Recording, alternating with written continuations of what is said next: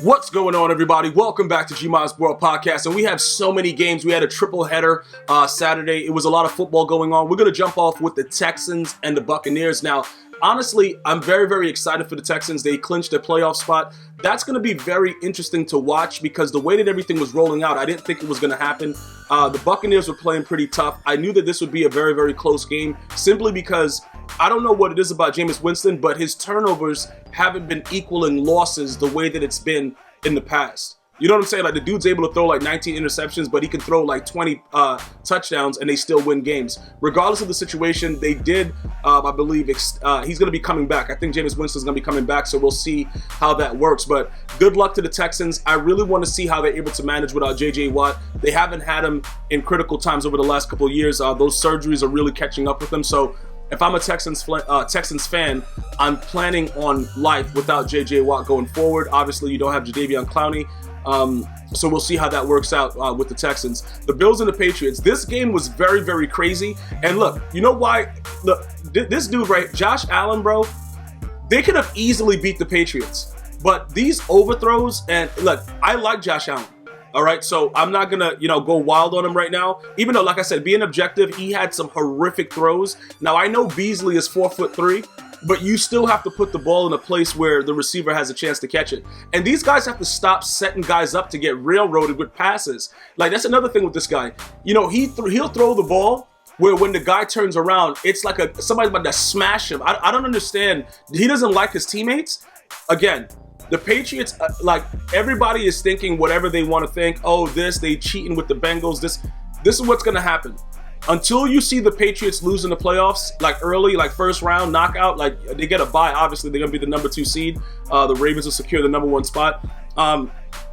Until we actually see it, I can't go with anything that anybody's saying, because this team has just proven over and over again that they are the real deal. I think they got to win the next game. I know they're going to probably end up with the number 2 seed regardless of how it is. Whoever they got to play is in the division next week, and they're not going to beat the Patriots. So it's going to be the Ravens and the Patriots with the byes in the AFC. So again, the Bills, they've clinched a playoff spot. I can't wait to see what they do later, but that's not good stuff what they were doing. The Rams and the 49ers, it all came down to Robbie Good's goal, bruh. That's why you need a kicker that can do something like this. And the Rams, like I told you guys, if you look at the history of the Super Bowl era, the loser of the Super Bowl usually does not make the playoffs. So I don't know why everybody's so crazy about it. No matter what happens, it's going to work out this way. They're going to lose, bro. The Rams are going to lose no matter what. That's what history is. And they weren't going to be the team to break it because they started off so disgustingly trash. So again, they fought back.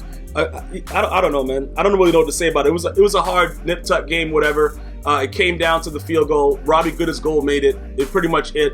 49ers are a scrappy team. I can't wait to see them in the playoffs also because they have the potential to take it all the way. The Lions and the Broncos, I know nobody expected the Lions to win. The Broncos, I don't know what they're doing.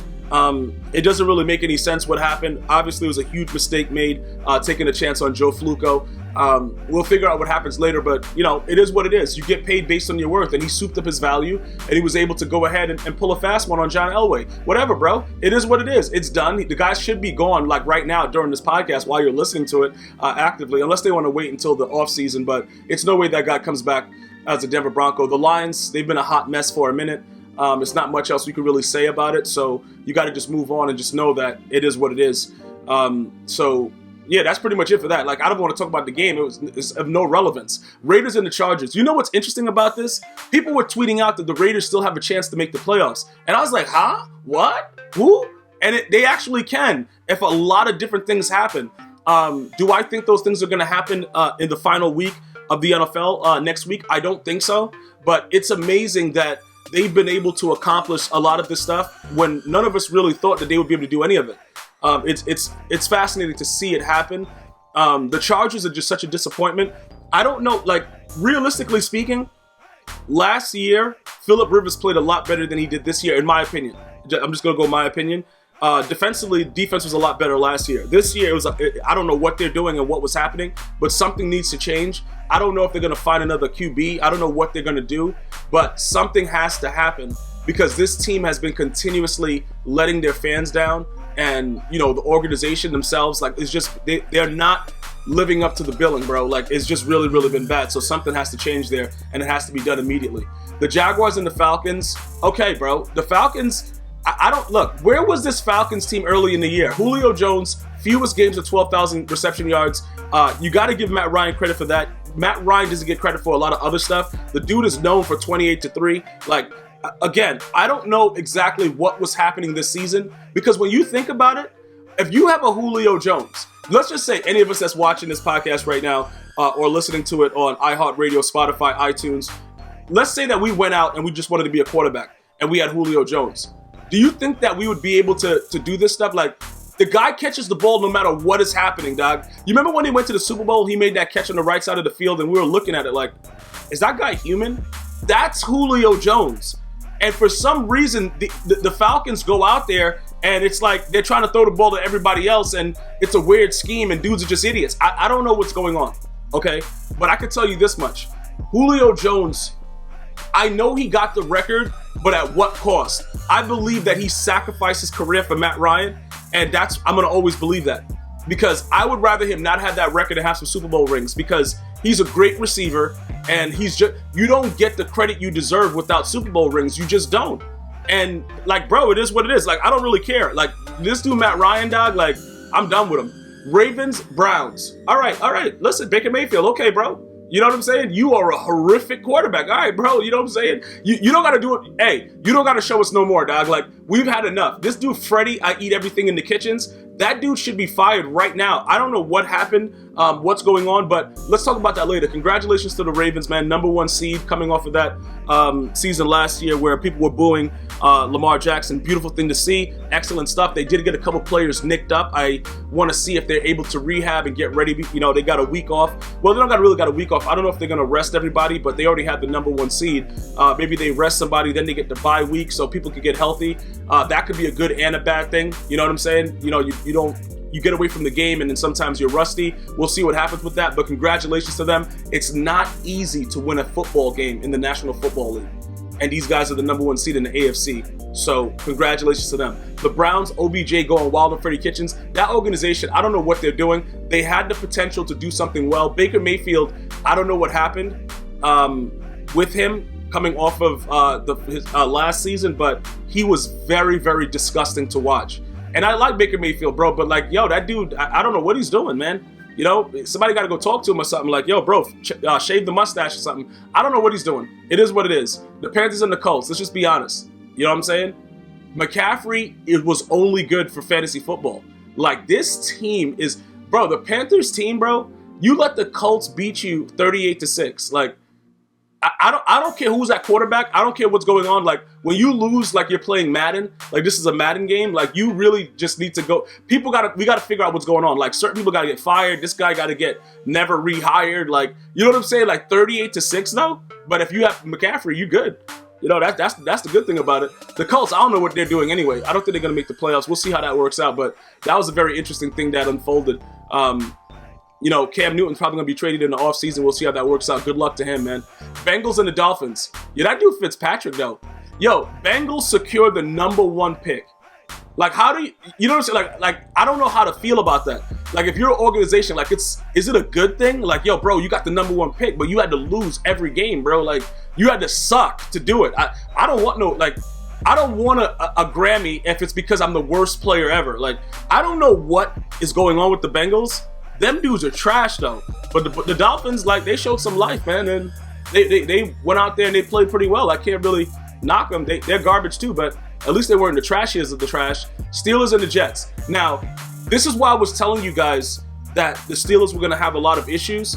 The quarterback position, obviously, like we're talking about it now, we just brought up Phillip Rivers earlier. It's so vital to success, and we all know that. The Dolphins haven't had one since, you know, Dan Marino, and that's, what, like 20-something years, 25 years? But what I'm saying is, Big Ben Roethlisberger, like, the dude does whatever he wants, but he still would have won this game versus the Jets. I don't know what the Steelers doing. They don't have enough to even beat the Jets. That's a very, very bad thing to actually see. It was a very, very disgusting game overall, just watching it. I'm not pretty sure you guys seen all the highlights, but again, the Jets have beaten teams that nobody gave them a shot to beat in different instances. Because I don't think anybody really saw them losing, the Steelers losing to the Jets, especially with the Steelers having a chance at the playoffs, it just doesn't make sense, but that's the way it unfolded. I don't know what to say about that. The Saints and the Titans, congratulations to Michael Thomas. Most receptions in a single season in the NFL, bro, 145. That's a very, very hard thing to do. Very, very excited for him. He talks about being, a second-round draft pick, and dudes trying to disrespect him and all that good stuff, and you come back and prove everybody wrong. Always a beautiful feeling. Congratulations to him and his family. The Titans, you guys started off very, very strong, but as I knew it would happen, you guys are garbage, and you figured it out how to lose. You know what I'm saying, bro? Like, you figured it out. That's the thing about the Titans, bro. I keep telling you guys, I'm only scared of Derrick Henry, because when that dude plays, they're going to win the game. He was out. I already knew, like I said it way before, dog. This team right here, you can say whatever you want to say about Ryan Tannehill. It starts with the run game. So if you don't have one of the most dynamic runners in the National Football League, you're going to lose games. And that's it. I could have like I told you guys, it didn't really matter. They were going to lose the game no matter what. But we'll see what happens, because they're a very, very funny team. They can beat anybody at any time, and they could also lose to anyone at any time. But it is what it is. It was all about the Saints. Congratulations, man. Thank you so much for going out there and handling your business, man. The Giants and the Redskins, the biggest thing about this game, both these teams suck, but the biggest thing about it is Adrian Peterson is still running the football, 111 career rush TDs, fourth most in NFL history. That is an unbelievable thing to do, man. And if you guys go way back to Adrian Peterson with the Vikings, I remember him as a fumbler for the most part, but a very dynamic runner at the same time. A dude that would come out in iPro and run it for 6 once a game for like 80 yards. But the dude had a major fumbling issue, and that plagued him throughout his career. But he's been one of the most dynamic runners this NFL has ever seen. Because his motor, he's going for 6. It's no question about it. Like, once he breaks it, he's going for 6. And he's outrunning everybody. And it was beautiful to see that happen. Saquon Barkley is looking, good as well. He's going to be a great running back in this league once everything gets settled in for the Giants. He's like the shining light for the Giants, in my opinion. But Adrian Peterson deserves a round of applause, man. That's a very, very huge feat to accomplish. So congratulations. The Cowboys and the Eagles. I want to say this, and I want to make sure everybody understand what I'm trying to say, right? I in no way envisioned that the Cowboys would lose this game, because the Eagles are plagued by injuries. And I just could not figure out in my mind how the Cowboys would lose this game. Then I started watching the game. Then I realized that team sucks. Then I realized, even though everybody wants to blame Jason Garrett, as much as he's always smiling when they lose and everything like that, the team has to play better. With any other coach, like, I got to see what they're going to do. Are they not playing for Jason Garrett? I don't know, but that team is horrific. It's no way you lose that game, bro. You got to win that game. You know what I'm saying? Like, you looking at it, you're like, what is going on? Look, Dak Prescott, bro. Look, man, they bottled up, what is this, Zeke? Like, I don't know what to say about this, man. I really thought the Cowboys had this. I was running off at the mouth like, yo, it's no way they lose. The Eagles are injured, like, and they lost. Look, I'm speechless, bro. I watched the game. I'm speechless. I don't know what to say. I'm just absolutely speechless. I just think they were a disgusting team, and they got what they deserved. It is what it is, bro. You cannot lose that game. That's it. You just can't lose the game. Cardinals and the Seahawks. Cardinals just took care of business. Biggest play was that little, like, I don't know what it was, with a little flick to Larry Fitzgerald. Larry Fitzgerald is 97 years old, and he's trucking linebackers. That dude, man, congratulations to him with the NFL 100, man. That dude, he's an unbelievable wide receiver. Congratulations. I know you guys feel like T.O. got snubbed, but T.O.'s doing whatever he wants. Yes, he's one of the greatest receivers ever, but again, you know how this works. But Larry Fitzgerald was due. Seahawks, you guys serious? You serious, bro? All right, we'll see what happens in the playoffs. Chiefs and the Bears. Yo, they traded up to get Trubisky. Like, that's what they did that? Did the Bears do that? Did the Bear fans, let me know. Did they trade up to get Trubisky? And then they didn't get Watson, and they didn't get Mahomes. Let me know in the comments right now. Like, I just want to know. Based on what I saw, I could not believe the stuff that was going on in this game. I was absolutely amazed. Shout out to Mahomes, fastest to 9,000 pass yards in the NFL history in 30 games. But what is going on right now? I don't want to put it on you guys and make the Bear fans feel even worse than they should be feeling right now. I'm just going to let you guys know right now. Yeah, they're going to have to get rid of Trubisky. As much as I thought that I liked him, bro, like, they're going to have to get rid of him. That boy garbage. Like, I can't. Yeah. Shout out to Mahomes and the Kansas City Chiefs. I want to thank you guys for watching for Week 16. We got one final week before the playoffs. Hopefully you guys are enjoying your holiday. Thank you so much for listening and viewing wherever you are. Until next time, one love.